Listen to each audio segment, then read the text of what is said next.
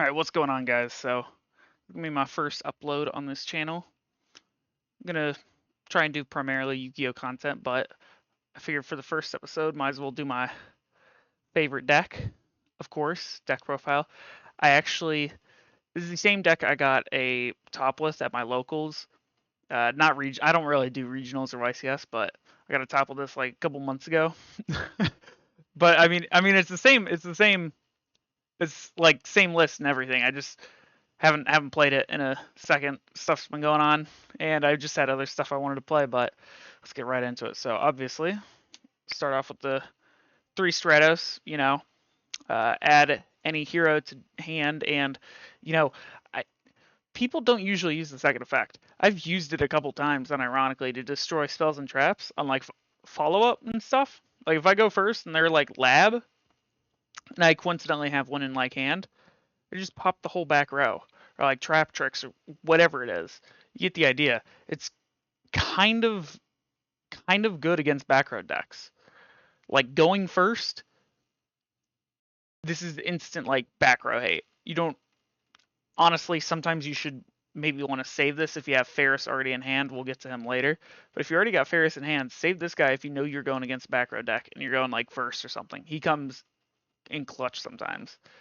Then we got, of course, the three Ferris, and to go with the three Ferris, we got, the increase in Vion. Pitch card in hand, place the increase on board, tribute the Ferris, go into a Vion, dump, add poly, all that good stuff. Play three increase because not trying to brick like everybody else. Uh, and then I play a lot of one of heroes. We have Liquid Soldier, Shadow Mist. This is a little controversial, but I'll explain it later. So Shadow Mist and Neos. So obviously these two, you only really need one of them. This is for Ab Zero. This is for the Fusion. You don't really need any more of these copies. You can search them. But Shadow Mist, I've actually noticed you don't really need the second search off of Vion. And if you really do, then you're probably not going to make that impressive of a board anyways, so it's like, why play it?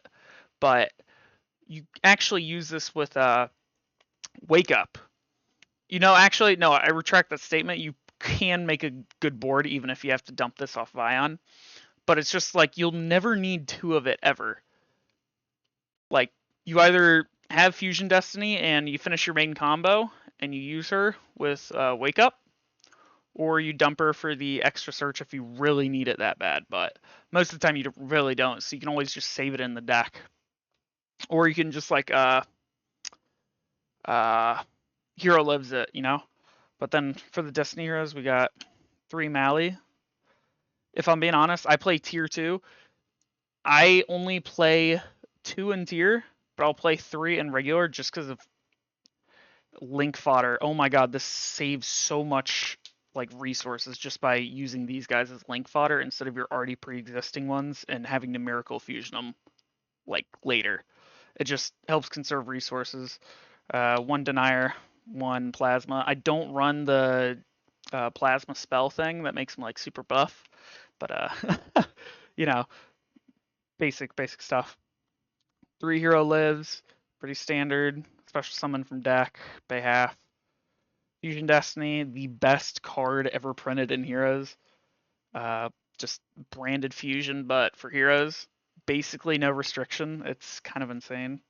Then the one-ofs, we got Favorite Contact, Poly, Mask Change, Miracle, for like, main engine. So I know a lot of people play 3 Mask Change, but really, like, you don't want to draw too many, you know what I mean? And I don't even run that many to begin with. I don't want to like depend on that engine, if you know what I mean. So I just run the one mask change at the end with Shadow Mist, of course, and even if I hard draw it, I can go around Imperm if I need to with Stratos, and then if I don't need to do that, then I can obviously just use it on a Dark Monster later. Miracle Fusion off of Sunrise, you already know. Poly, search off of Vion, the Platinum, Glorious Platinum, and then the Favorite Contact, obviously, to do the quick fusion at the end of the turn. Then for like kind of like staple one-ofs, we just got Foolish Burial. Acts as a Rhoda with Shadow Mist, sometimes. And then we got Foolish, or I mean, I already said Foolish. Then we got Rhoda. QCR. I actually pulled this myself, so I didn't have to buy it. Otherwise, I'd probably be just running a secret. Um, then for board breakers, I actually run Droplet in the main. These are my only board breakers. It's just so good. Such a good card. Don't really care about using this either. It's like you either make a crappy board and you'll have tons of material to send it off with. It's like negate your opponent's board, or uh, your end board. Sometimes you'll have like just straggling fusions, like Sunrise or something. So you can just use these. You can just use them as fodder for free negates and stuff. So pretty good. Hand traps. We got Imperm, Ash, and then I guess talents. I probably should have had talents with droplets, but it's whatever. Pretty basic stuff. If anything, if you don't like talents, I would cut talents and probably put in another set of hand traps or something. But me personally, don't really need too many hand traps. Snake Eye just got hit. I wasn't even playing him when Snake Eye was still meta, or the meta before Yubel, but then let's go to the extra deck. So obviously we got the Man Sunrise, Search Miracle Fusion, great card. Infernal Rage, how we get to our Shining Wingman later, very good card. We got Ab-Zero for, his use cases. He used to be like always on the end board. Now he's just kind of like, if you can get him out, you can get him out. It's whatever. Then we got Wake Up for our plays in the end phase with DPE. Obviously our fusion target. Dystopia for time. DPE, the best card. Astera Blast. The GOAT. And then the links.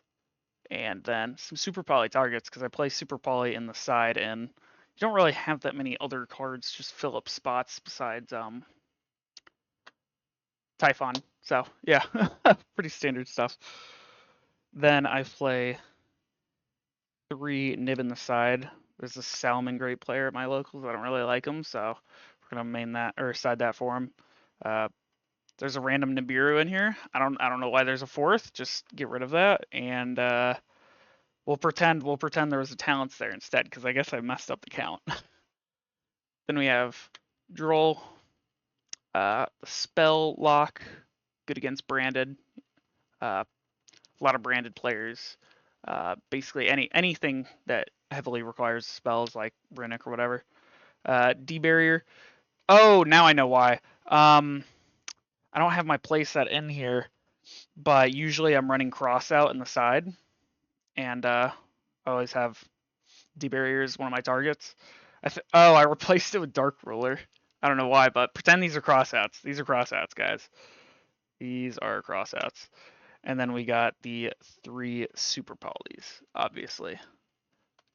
The best board breaker of all time.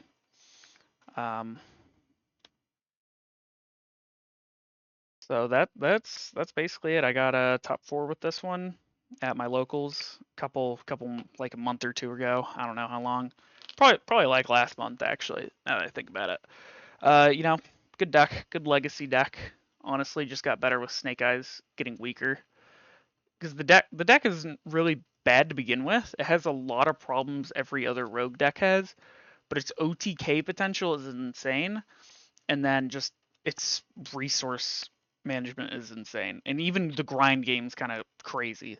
So yeah, one of my favorite decks of all time. This one and tier, probably make a tier list at some point. But if you guys enjoyed it, like the video, and yeah, I'll see you guys next time.